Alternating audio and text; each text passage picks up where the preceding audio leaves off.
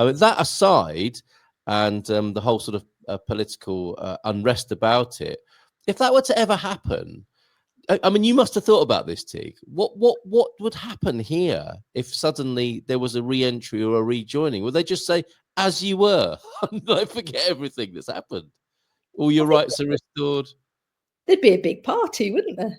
But what would it look like? I mean, there would be a massive bureaucratic process again, wouldn't there? Or would there not need to be? It'd have to be exactly the reversal of what we've done, and all, getting the withdrawal agreement biometric cards. We then have to go back to having EU residency cards or whatever. Yeah, it'd be cards now, wouldn't it? Because I mean, do you remember initially we got paper? We had a bit of paper, A4 paper.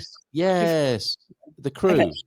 Yes, the crew, but no, they just have to. But and the thing as well, as you say, is that, I mean, obviously, me not knowing anything about it right at the beginning all those years ago, but I mean, everything has to be changed in law in Portugal as well. Exactly, yes.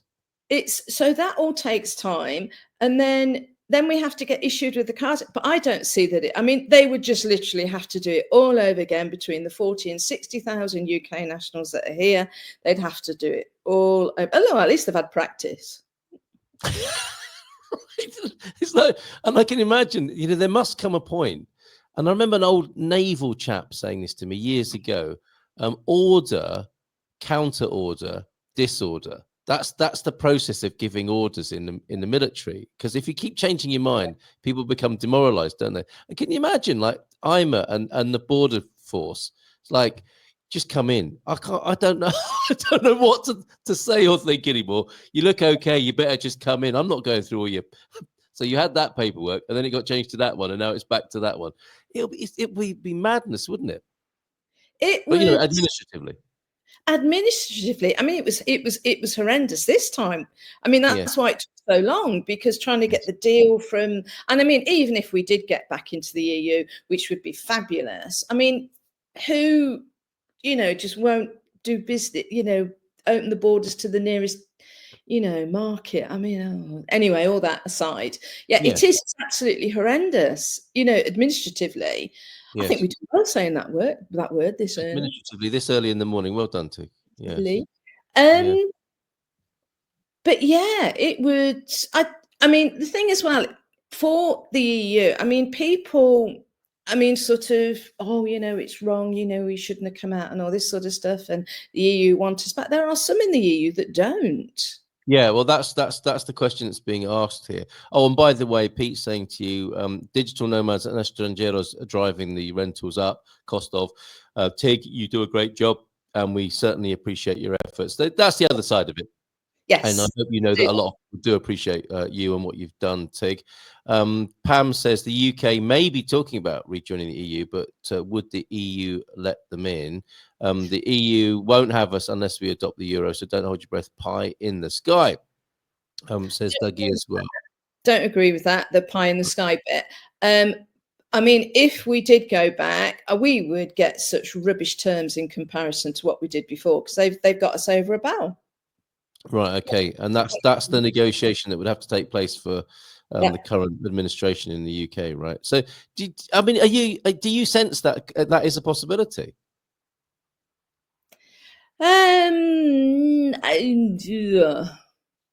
Not at this present moment in time. I mean, Starmer he's. I was hoping he was playing the long game.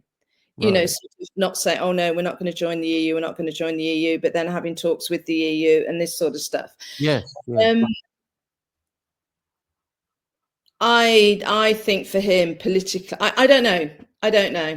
Because I mean, the balance, I mean, they're saying, aren't they, that sort of like 60-70% of people now do actually in the UK now do want to rejoin the EU. Now they've realised how stupid it was coming out.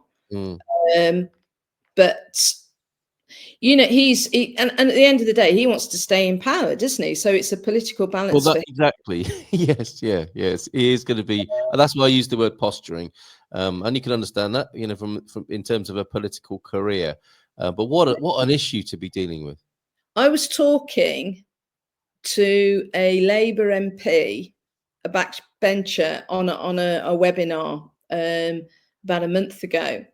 And I put that question to them, and I said, look, when the next general election comes, with the momentum now that there is, that appears to be rejoining the EU, if Labour don't adopt that, then I will vote for the party that says we're going to advocate rejoining and have a referendum or whatever it is. And I said, how are you going to deal with that? And I said, because there's so many people will just go straight to that.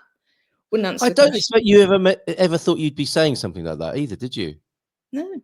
You wouldn't have imagined saying that. No. And that I will not vote Tory. Really interesting. I will not ever vote Tory again after what this last government. Never will I vote Tory. They were just. So what? Who does? Sorry, to everybody else who may not be up to speed on British politics, but who would that leave? Are you thinking about a new independent party that would just campaign on that basis? Because presumably you wouldn't vote for reform on that.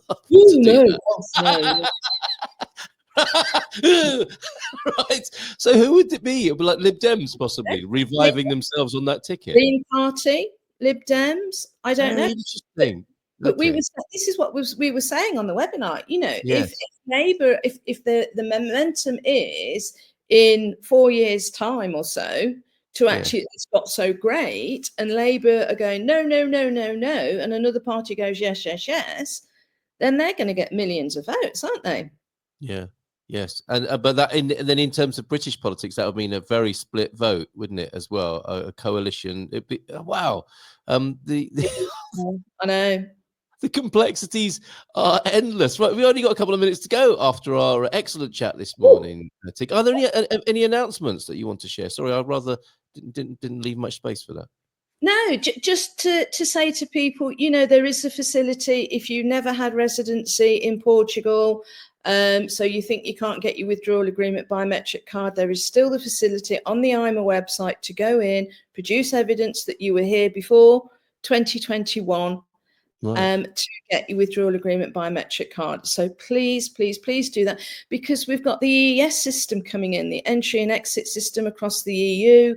As soon as that comes in, we're not sure quite what date it is, but we think it will be this year. As soon as that, you are not going to be able to leave the EU and come back. Right. Okay. That's awkward, isn't it? Yes. Yeah. If you've got residency and they see, oh my goodness, on their computer, the last time you came to Portugal, you arrived 10 years ago and you've not left since. Right. Actually, there was I don't know if you saw that Signatia feature of Dreams Without Frontiers. It was a really long Portuguese TV feature on their news about estrangeiros coming to Portugal. Yeah. And there was one lady on there in tears about, she does travel. She has to travel back and forth to the UK and gets quizzed every time. It's like a massively stressful situation for her every time she's in and out of the country. That was definitely part of that report there. As is Bonnie Tyler. Do you want to sing with me, Tig? Once upon a time, there was light in my life, and now there's only love in the dark. Yeah. Okay. She's upset as well. It's a pain in the neck, it is, says Bonnie Tyler. Bonnie Tyler currently touring Europe, but the new 90-day limit restricts the time she can spend at her home in Portugal. She's one of your neighbours, apparently. Is Bonnie Tyler? Yeah, she lives. She's in the Algarve. Yeah, and then she's in home, like Cliff. Yeah. Yeah. Okay. But I don't know how if she's doing a tour of Europe, that'd be interesting, wouldn't it? Would you go? Because if she's doing a tour, they all count as days. But also, the problem that she's actually having is because all her musicians and all of her, every piece of every instrument, every piece of equipment. Now, I can't remember what the name is, but it's something like livret. That they have to have it all. Oh, what, the inventory? Yes. And it costs thousands to do it. Thousands of that. And also, of course, she's time limited. So if she does a 90-day tour in Europe, that's it. She can't come back for another 90 days. Exactly. And so let alone touring, this is just visiting her own home in the Algarve that she's complaining about with the current situation. Sure. Bonnie Tyler, like everybody else who needs help from TIG, British in Portugal on Facebook. You might be hearing from Ms. Tyler on that. And it might be a karaoke pick as well. I'm going to go out with our ad for our party on the 15th here in San Martino de Porto. We're going to have a great time. Any signs of spring yet in the Algarve, TIG, finally? Is there any blossom on the trees? How's it looking? Is it feeling spring-like yet?